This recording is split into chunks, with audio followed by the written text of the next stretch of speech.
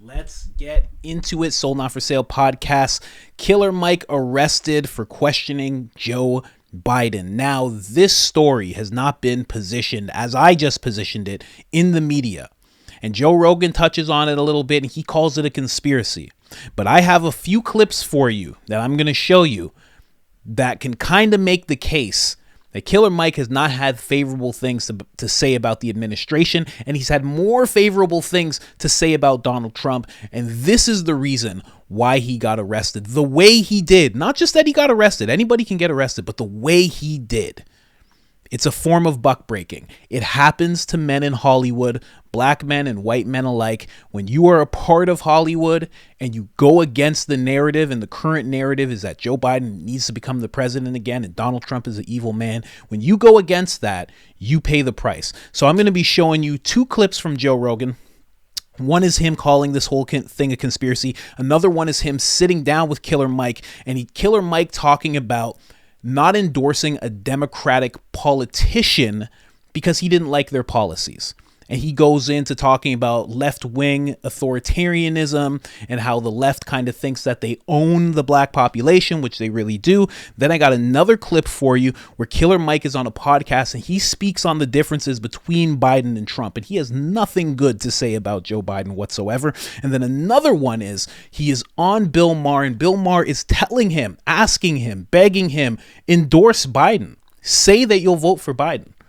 And Killer Mike says something completely different, completely opposite to what someone like Bill Maher wants to hear. So come with me on this ride, this quick content ride that I got for you. Sold Not For Sale. We got Public Enemy #1, and we got The Great Resist, all available on IamCoachColin.com. The discount code is IamCoachColin, all capital letters, all one word, one L in the name, Colin. Now let's get to this first clip. Be like, that's not a $10 bill. This is a $1 That's a lot of work, man. Yeah, but dude, I wonder how much money you made. You go to jail forever, son. It's a Secret Service. The Secret Service looks into this stuff. Speaking of which, what did they arrest Killer Mike for? Oh, yeah. That is one of the most ridiculous. They don't arrest anybody in L.A. You got people literally doing meth in front of people's houses and tents. What did he do? And Killer Mike gets arrested after he wins 3 Grammys. Yeah. What did he do? Well, of course, the online conspiracy theory is that he criticized Joe Biden. That's the online conspiracy. Of course. I like that. That's a great conspiracy. That is. Yeah. It's a fun conspiracy. Yeah, There's nothing wrong with having fun. Who the fuck would arrest Killer Mike? Like, what is this misdemeanor? What did he do? Did he have a license plate missing or something? Like, what the fuck did he do that they're... They didn't What release is Killer Mike doing? They didn't release a charge? We're going to find out. Yeah. Killer Mike, I guarantee you didn't Killer win. Mike? Yeah. You think he did I know, something? it's funny to say. The name. I know, He's such a right? good guy. Killer Mike. As brilliant as he is, that is the name of like a crazy thug. Yeah. True, It's yeah. not the name of a guy who's like a philosopher. Yeah. Killer Mike, yeah. Killer Mike is like a... Killer Mike's not even a creative Community name. It's like a leader. name that's like the dumb guy in the neighborhood. They're like, oh, that's Killer Mike. Killer Get the Mike, fuck yeah. away from that guy. This is an hour ago. He said nothing happened, but this is the official report. It says a physical altercation happened, Oh. and he was then okay. released. Misdemeanor battery, and then released on 0 bail. Oh, he bitch slapped somebody. That kind of rules. That's awesome. But again, in Los Angeles, there's people that are like literally pulling knives on sheriffs and being out of jail like, that day. Yeah. He One did of the what guys that Will attacked- Smith did at the Literally, award. At the award, Yeah. right. In front of the whole world, and he gets arrested. Yeah, that's bizarre. So you think it's like post Will Smith, they've changed the rules? Maybe. Whenever Yeah. celebrities smack each other, you have to step in right away. Might be a new task force for that. Well, it depends on who he smacked, you know? True. That's the question, yeah. Right, if it's somebody we want him to smack, Yeah. you know, now I'm really irritated. Yeah. You know, if he smacked Taylor Swift, that would be a real issue. That would Yeah, be, don't put Yeah. your hands on our queen. Not after last night. Didn't she do well last night? I saw the news. She did a lot in the Grammys. Things are going well for Taylor Swift. She's doing all right. I find it so fascinating how many people are, for whatever reason, are opposed to it. They don't like that she's so popular. I don't it's understand really, it. It's normal. It's normal human behavior. She's ruining the game of football now. I can't watch it. She's I ruined, can't even that's watch the it. new thing. She's ruined. She Bro, has ruined the game of I football. can't even watch it anymore Listen. because it cuts to her once or twice And every time during you the see her, game, you're and I like, see her and I go, motherfucker. Why do you care? No, I don't at all. That's crazy. Although I will say this: when they're playing against you, when it's your team, I and then see, the camera I cuts see. to Taylor Swift, that's when it builds. I- You so go that. What if fucking- Taylor that makes Swift, sense though. Because What if you're like, if a billionaire just laughing in your face and, while they- your and team's their losing, team's incredible. The Chiefs are incredible, and then it cuts to her up there in a box. They were in like Buffalo. Okay. Everyone's outside freezing. It cuts to them like, woo. Oh, I they're in get a it. perfect heated box. Yeah, I get it. Yeah, I that's bringing up understand the deeper hatred. issues. I feel like Yeah, out of it's futile. respect, if you're going to see a Buffalo game in January, you should be outside. You got to get out True. there. Out of You respect. got to be in the. I love that they brought up Taylor Swift. I let the clip run a little long. I'm going to show you another clip with Joe Rogan and Killer Mike in a second. But I love the fact that they brought up Taylor Swift and they brought up Will Smith. Because here's the thing. If Killer Mike did slap somebody, let's say, I don't even know that he did that. I have no idea what this could be, because when they bring up misdemeanor battery, he could have bumped into somebody and went, what? And that's all they need. They can just be like, he's a celebrity, I'm going to charge him, blah, blah, blah. Could be anything. Will Smith slaps somebody, right? On stage, in front of everybody. Collects his awards, cries, does his whole thing, standing ovation, all that stuff. But guess what? Will Smith also has a son that wears dresses. He also is Will Smith. There's all sorts of weird allegations between him and his wife and what they allow and, you know, his sexual partners and what she does behind closed doors. They completely embrace the agenda, right down to they've even given up their kids to the altar of Hollywood. So of course nothing happens to Will Smith. Now, moving on, they bring up Taylor Swift. Well, Taylor Swift is the opposite of Killer Mike. Fully endorses Biden. And then her now boyfriend, the football player, I know nothing about football, so please don't get upset. But her boyfriend's a football player, right? These two together, Vivek even said this. These two together, of course this team was going to win, because now these two together are going to do this whole tour of sorts, completely promoting Biden. They have fully embraced the agenda. They've embraced the agenda of pharma, of the current administration. Every agenda, I mean, right down to Taylor Swift's concerts look like Satanist rituals. Okay? People talk about her fan base being so crazy when in reality, they just have troll farms who are willing to get paid and bombard people like they're Taylor Swift fans. Believe me, it goes deep. I'm not even going to get into that deep.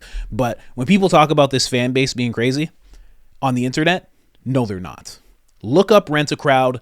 Look up troll farms. Look up what you could pay people to. You can pay people to comment like crazy on certain comments. It's just a thing that happens. I'm not even going to get into that. But either way, I'm just bringing up them because they follow the agenda perfectly. Will Smith follows the agenda. Nothing happens to him. Taylor Swift is a huge ambassador of the Hollywood Satan weirdo agenda. And so is her boyfriend. And you're going to see them more and more and more and more. That's why they were made champions. That whole thing is staged beyond belief. But that's for another episode. Let's get into the other Killer Mike clip where he talks about actually shooing away someone who was trying to get him to endorse a Democratic, it was in like local government.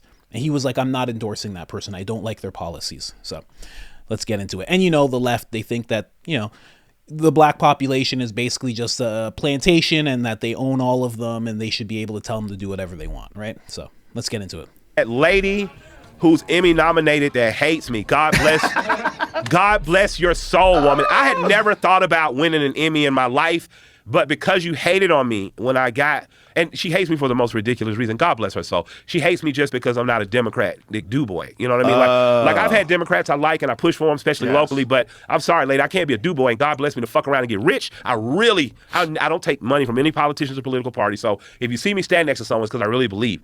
And if they don't convince me to believe, I'm not going to stand next to them, right? She wanted me to stand next to somebody. I'm like, you know, sorry, lady, I've had some conversations with her. You know, I've tried my best, but I'm not hating, but it's just ain't my thing. But this chick was just like, I'm going to use my platform to, and I'm like, you don't really have a platform? Yeah. But she, in her bio, she's an Emmy nominated actress. Man, winning that Emmy sure felt good. I blocked her, but I'm sure someone has told her. But I'm just like, holding it, I hope she sees the picture. Like, yeah, thank God for your hate, lady, because it made me care. I went to the ceremonies and walked away with a trophy. Congratulations. Yeah, thank you. And to her, there was a study that was done recently about left-wing authoritarianism and the way certain people behave, and that it's just it's like a bunch of different psychological conditions that they're almost indistinguishable from like, you know, like horrible narcissism. Horrible, like psychotic behavior. Like, see if you can find it. What their conclusions were. But at the fringes, when people, what happens is when you have groups that are ideological groups, whether it's the left or the right. Yeah. You're going to get people that just join that group that are absolutely insane. Yeah. And if you don't call it out, then you have a giant problem because people are going to associate you with whatever the worst aspects of your, like right-wing Proud Boys, like that kind of shit. Yeah. The experts somehow overlooked authoritarians on the left. Many psychologists wrongly assume that coercive attitudes exist only among conservatives. Of course, it's a human characteristic. I did a speech for the organization FIRE, and I missaid, I'm sorry, the brown shirts of Italy, but what I meant was the brown shirts of Germany, that as the left, as you accomplish more power politically, don't use it as a bludgeon in the same way you've perceived it to be used against you. Right. That you have to rule, quote unquote, in a more fair and equitable way. You can't let your fair and equitable thoughts become totalitarian. Yeah, you know you also can't give in to this crazy instinct that we all humans have to be tribal. Yes. And I am a Democrat. I am a lifelong blue no matter who. You can't, that's not wise. That's both, it's both sides, but we tend, Yes, I was fortunate enough to grow up in a household where my grandmother was SCLC member, from Tuskegee, had been born in 1932, had been a part of civil rights stuff. My grandmother grew up on a farm, could go to school. They weren't wealthy, but they had food, they had sustenance, they had education. My grandfather grew up working in a sawmill at 8 years old because his father abandoned his family and he had to feed his mothers and sisters. So his mentality was much more libertarian, I would say. His mentality was, if God gave you an appetite and a mind to build a fishing rod, you should be able to catch fish. And my grandmother was like, you shouldn't complain about having to buy a fishing license because the game warden has to make sure things are legit and somebody's to clean up the park. So I got a chance to see these wonderful political arguments between these two people that loved each other. You know, my grandmother, college-educated woman, my grandfather drove a truck and hauled moonshine and gambled, you know what I mean? Yeah. He married this God-fearing woman. I never saw him walking to church. But they had these great debates that showed me that there are no absolutes, that there are going to be some things from each side that make sense to run a good household. And I watched them just do it right. You know what I'm saying? And I'm glad I saw that because I don't feel married to any ideology. That's beautiful. Yeah. That's important. Shouts out to Betty and Willie. God bless the dead, man. Yeah, getting attached to ideologies is always a bad idea, particularly when we like human beings in America have two choices. Yeah. You have two choices, the left and the right. And people just they adhere. They adhere to whatever this side's doing because they want them to win. Yeah. And then you have some weird problematic figures like Trump who comes along. Yeah. And there's a lot of never-Trumper Republicans. They don't know what to do. It's but I say in this crazy-ass country, pay attention to the people who have no chance of winning sometimes because they're going to be some truths told. Like, no matter what you feel about Trump, there was a moment in that debate, Chappelle talks about it, when Trump said, of course these loopholes exist. They exist. He was talking to Hillary. Yeah. Like, hell yeah, I'm going to take advantage of the loophole. Yeah. Because they also exist for the people who are doing it in your campaign. I was like, finally, Yes. a member of the oligarchy class says, yeah, motherfucker, we're cheating. Yeah. And I was like, at that point, Americans should have said hard reset. Yeah. Like they literally should have said pre-Eisenhower, hard reset. We're gonna reform all this shit. The money's gonna work different. None of us said a goddamn thing. And you know why? Because we're all complacent in some capacity. We're all accompanied in this grand scheme that's fucking us over. And if you don't have an educated constituency of proletariat, it's all just going to kind of reform. So like doing this election, people's like, who are you supporting? I was like, I don't give a fuck nationally. I give a fuck that Cornel West is in the race because I'm interested to see what he's going to say. Kennedy, I'm interested just to hear, whatever crazy shit people think he's, whoever else is running. I'm just interested because the two parties we know we got, but there are all these little voices that pop up, that little grains of truth. They stand no chance of winning in some cases, but let me just take a grain of what you're saying, and that way I'll know what to take back to the party that wins and say, hey, what about this? Why do we have money for this, but we don't have money for this? Like Sanders. Man, I like that. Here's the thing. With that mindset, if every black person thought like that, if the black community thought like that, it would be devastating to the Democratic Party. If they just started looking at what is the real benefit, let's look at things like it would be a real problem. Because as I don't know if you heard him at the beginning, he said, I'm not a do boy. I don't know if you know what a do boy is, but it's basically exactly what Democrats think, and a lot of liberals think the black community should be like. We say do this, and you do it. You're the do boy. Go do this and go do that. Be upset about this and be upset about that. And you're going to vote for this person. This is our guy. His name's Joseph R. Biden. Here he is. Made the 1994 crime bill. Here he is. You're going to vote for him. No problems. Just do it. And he didn't want to be that person. So this woman started attacking him.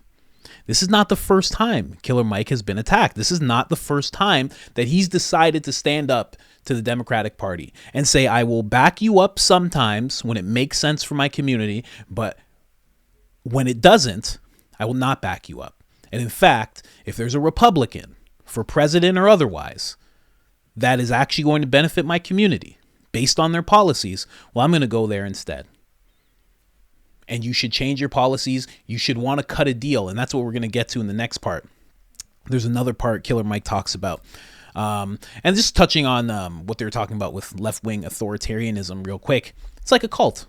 That's basically what it is. It's authoritarianism, but it's in the form of a cult, right? Because if you don't do it, like Killer Mike already experienced, and this is not the first time, you get attacked. Somebody's like, I'm going to use my platform. I'm going to use my platform, and I'm going to take you down. You don't want to stand next to our people. I'm going to take you down. You want to leave the cult? You want to stand up against the cult? You want to influence other people in the cult to move away from us? You're going down. You have to adhere to the rules. You have to stand by the ideology, no matter what it is. And if it impacts you negatively, you get to complain none.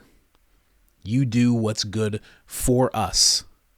And that's the way it works. It's very cultish. Let's get into the next clip. This is where Mike kind of educates this podcast host on Joe Biden and Donald Trump.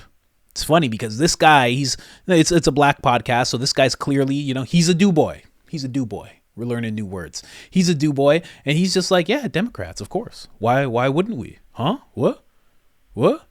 Orange man bad? No. Orange man racist? No. All Republicans racist? Oh, all white people evil? Oh, he's one of those guys.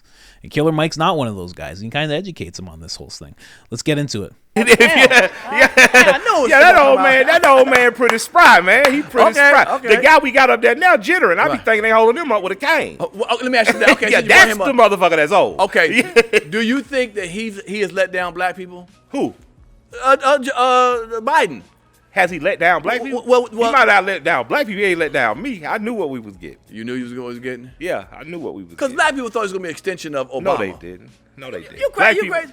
Black people didn't think. What you think? Well, if they thought he was going to get an extension of Obama, they was exactly right. Somebody who's not going to do very much for your community. Do you think Trump did more for black community than what's that? I would rather deal with the devil I know. And what I mean by that is, there's a book called The Devil You Know. Mm-hmm. And you guys should check it out. I think I'm saying the name of that book. I'll make sure I send you the book. But it's somebody Google that. The book, The Devil You Know. Devil You Know. Yeah. It'll come up across it. And I want to say that because people need to see this book because it's a call for blacks to remigrate in the South. It's a call for blacks to remigrate in the South and to try to politically dominate in the South. Blacks should be dominating in places like Tampa, Birmingham, Charleston, Jacksonville, Savannah, and we should be dominating with a black agenda. But what I mean is, for the first time in my lifetime, I saw with Trump a casino owner, a business person, someone who was just looking to cut a deal. Okay. And I feel like we had a better chance of cutting a deal between him and Biden with him. I didn't vote for him. I didn't necessarily want him to win, but I'm like, man, being a kid who had been in the streets, I'm like, he'll cut a deal. The other guy not going to cut no deal. Because the other guy, Auntie told him they got the bag. He's not going to even listen to us. Right. And so I think Biden has been who he has been this whole time. I think he is the same politician that invoked the word super predator. I think he is the same politician that pushed for disproportionate sentencing between crack and cocaine. I think he's arrogant. I think he is ignorant, and I think he does not have the best of our community in mind. Nor do I think the black advisors he has. I think they have the best for the black Democratic community. But I grew up in a black community that had Democrats, Republicans, again, my heroes and villains. The same neighborhood I grew up in birthed some of the strongest black Democrat supporters, also produced Herman Cain. Oh, wow. You know, Yeah, so for me, my thing is where can we get something? You know, so I don't think that the Democratic Party has in the last 60 years done right by black folks. Okay. I think that black Democrats, like Marion Barry, have done right. I think Maynard has done right. Andy has done right. I think that we've had, was it David Washington in Chicago or New York? Whichever. Washington, Dinkins. Dinkins. I'm saying Dinkins. That's your black side. Yeah. So yeah. Hey, man. Negro. Washington. But I think that we've had some black Democrats that tried their best, but as a party, I think the Democratic Party could do much better by us. And I think that if the Democratic Party and their leadership does not do better by black people, I think what they're going to start to see is in pockets, black men in particular start to exit that party for other options. So I would advise black Democrats, because I'm neither Democrat or Republican. I'm whatever I need to be on a local level to advance my people. And in Atlanta, that means more often than not I voted for black Democrats. But I voted for the black Democrats that I thought had more for me locally. But I'd like to encourage black people nationally and globally to lean into politicians that are willing to negotiate with you, because politicians don't like you. We have an oligarchy in this country. We have a political community in this country that believe themselves above you. They believe their children better than yours. They believe that they should share more of the resources. They believe that people who receive TANF or welfare should take drug tests, that Congress and Senate should not. So they obviously feel themselves better than you. And if you're going to be voting these people in office, what are you going to get in return? You know? Man. And you know what? Killer Mike, you have to understand, you know, if anybody who's watching is like, why is he just focusing on black people? He grew up in such a black, segregated place that he talks about only seeing white people when he was a kid on TV, you know? So he's really focused on the black community because that's the community that he's just grown up around and he's constantly just been immersed in forever. So that's the reason why he's so focused on that. But honestly, think about it. You're white, black, brown, anybody. Think about that thought process. That thought process would be very beneficial to anybody. Think about the ones who are willing to negotiate with you. I've brought this up on the channel before. Think about the people, you know, a simple thing. A lot of people have a problem with the World Economic Forum. I'm one of them. You should be going to local government and being like, will you denounce the World Economic Forum? Will you make sure that any policy that's attached to them or anything or any grant or anything that has to do with that, will you denounce it? You got to go to the people who are willing to have the conversations with you. That's why even when you hear Killer Mike talk, he's naming people. He's not even saying the Democratic Party has done this, this, and this. They've done right in these places. He's going, no. This person did right. This person did right. Washington. He's naming actual places. Really, really engaged in the political process. Way, way, way more than I am. I have to admit. He's a smart guy, man. Smart guy. But again, when you talk the way he was just speaking, in the eyes of the Democratic Party, in the eyes of the leftist cult, they look at that like an attack. You weren't saying good things. You're saying we haven't done good things the past 60 years. You're saying black people should lean into looking at policies and figuring out who's going to negotiate with them. You know, they're expecting you to just say, hey, man, you know, those Republicans, they hate us. You know how that goes. You know that Trump, he hates us. You know how that goes. That's it. That's what he's expecting. That's what they all do. Especially the black people in Hollywood. That's what they do.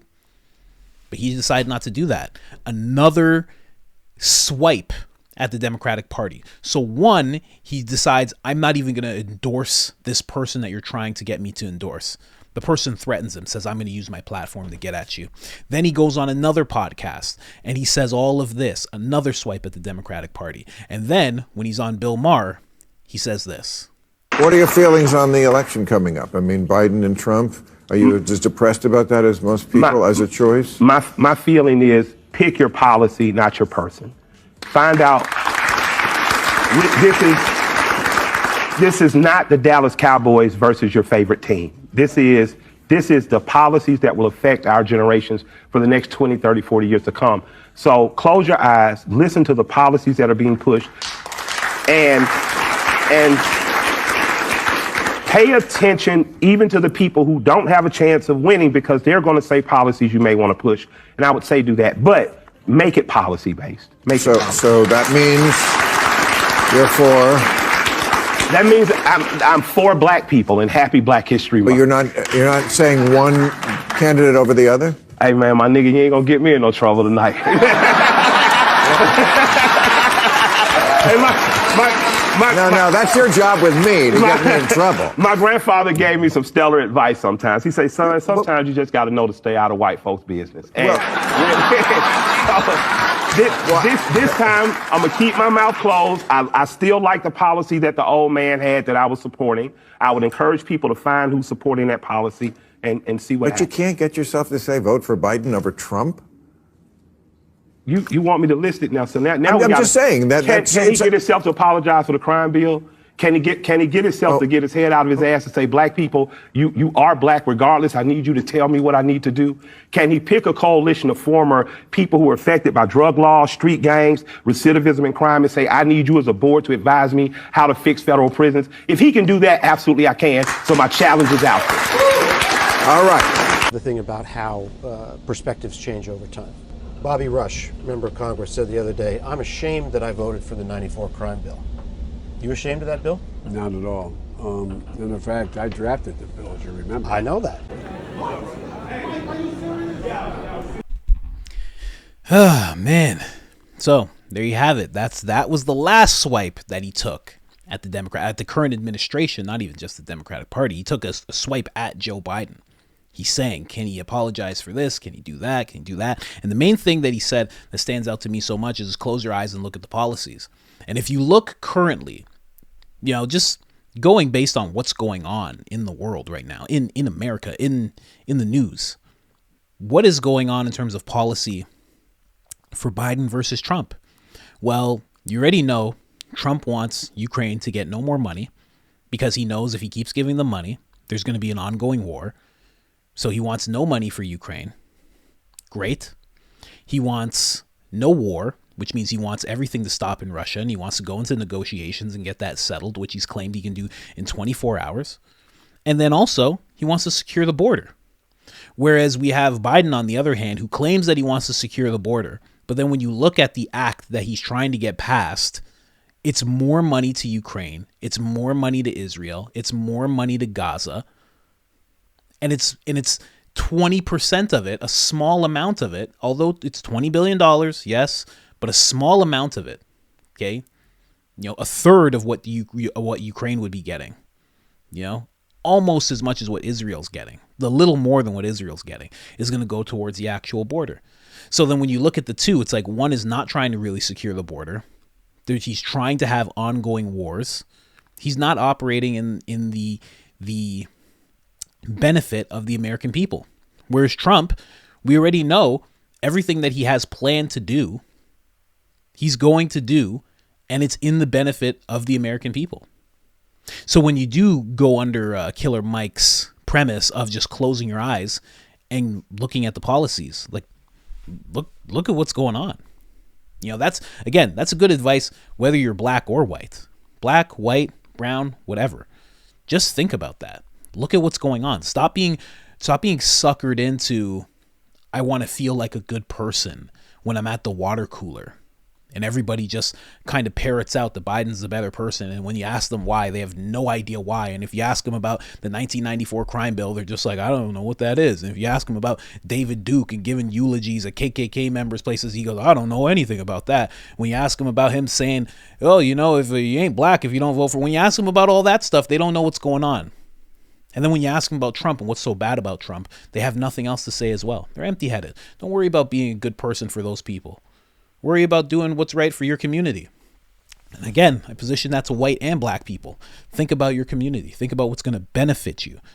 More war, okay? No matter how good of a person you feel when you say Ukraine has to win, Putin's a bad guy, no matter how good that makes you feel, it's not a good thing. It's just not. thinking, hey man, everybody should be able to come in. That's true, but the border needs to be secure. There's a lot of bad things happening when that border is just flowing. It needs to get taken care of.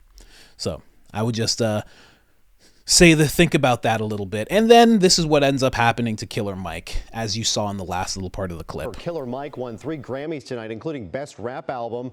And then this happened. This video from Chris Gardner of The Hollywood Reporter shows the rapper being escorted out of Crypto.com arena by LAPD officers. Police say Killer Mike, whose name is Michael Render, was handcuffed and arrested after a physical altercation. He was booked at LAPD's Central Division for misdemeanor battery and released. Hello, I'm Mark Brown. Get more. So, again, it's the way that they arrested him that stands out to me. It's the way they did it. They didn't have to do it that way.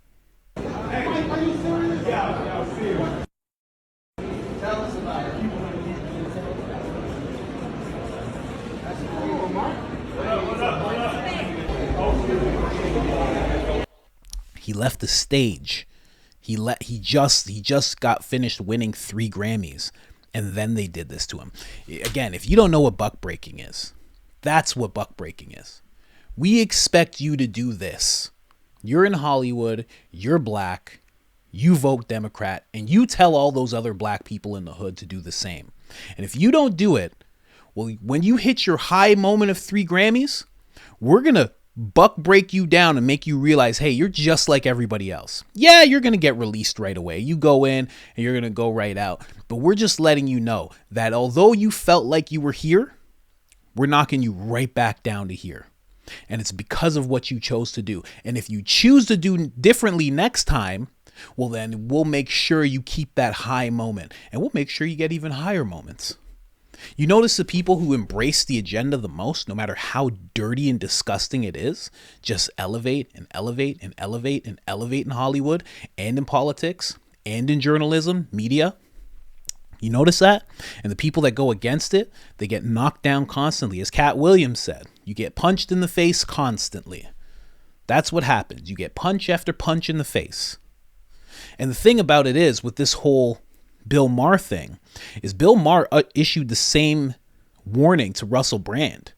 It was kind of a warning, like, hey, you got to relax a little bit. And then we saw what happened with him. It's kind of what happened with Killer Mike just now. You can't bring yourself to say vote for Biden over Trump. You're on the world stage. You're in front of Bill Maher. Are you going to say it? You got to say it. Killer Mike was like, no, I'm not going to say it. In fact, I'm going to bring up a bunch of things that he did wrong. And I'm not going to bring up anything wrong that Trump did. I'm telling you, man. I think right then and there, because days later, he gets arrested. Buck breaking is a real thing. It happens in Hollywood all the time. It's for the people who are a little too confident. You're a little too confident. You're operating on this high level. And we're going to do what we can. Like that lady said, the first clip that I played, I'm going to use my platform. People are going to use their platform. They're going to use their power. They're going to use their influence. They're going to knock you down, down, down until you get the point. And the next thing you know, you're saying, okay, guys, you guys should all vote for Biden. You know, he's just a better guy. That Trump guy's no good. But Killer Mike's not doing it. So we'll see what happens with him. We'll see what happens with that whole case. I'm pretty sure it's all going to get thrown out because it usually does when it comes to these whole buck breaking things. It's usually just a warning, but I just wanted to put that out there. You let me know what you think in the comments. I know some people are going to think it's crazy, but it's a real thing. I've seen it happen time after time after time. It happened with Cat Williams repeatedly. It happened with Dave Chappelle.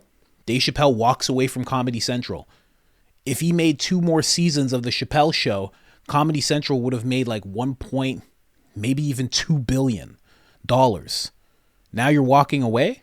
They don't see it as you made us $500 million. They see it as you're taking $1 billion away from us. And you're walking and you're going to make us look bad because we didn't pay you the 10% that we said that we pay you. We're just paying you a lower denomination of money. It's $50 million. You're just going to walk away? Okay, well, by the time you get back, everyone's going to think you're a crackhead. In fact, we're going to take your co-creator and we're even going to make him say that he's not sure if you smoke crack. That's how deep we're going to get. Because you already wore the dress once in that show and you wore the dress again for Howard Stern. you're going to get in line. And he didn't. And then what ended up happening? He had to walk away from comedy for 10 years. 10 years he had to disappear. Doing shows here and there and in basements and this and that. 10 years for him to come back and be the way he is now. Buck breaking is a real thing. I've seen it happen with Snoop Dogg, where Snoop Dogg says one thing. I think he said something about Gayle King, and then all of a sudden he comes and he makes this video where he looks all disheveled and he's like, I just want to apologize to Gayle King. I can't be talking like that about all black queens and blah, blah, blah. You see it happen so much in Hollywood. Watch for it. And look up the term. Look it up. It goes back to like the slave era. But now it's not something that they just do to black people. It's something that they do to all people in Hollywood. Anybody who they need to get in check, they'll do it too. Anyways, guys, like, subscribe, share. It helps tremendously. You have no idea. And other than that, I'm out.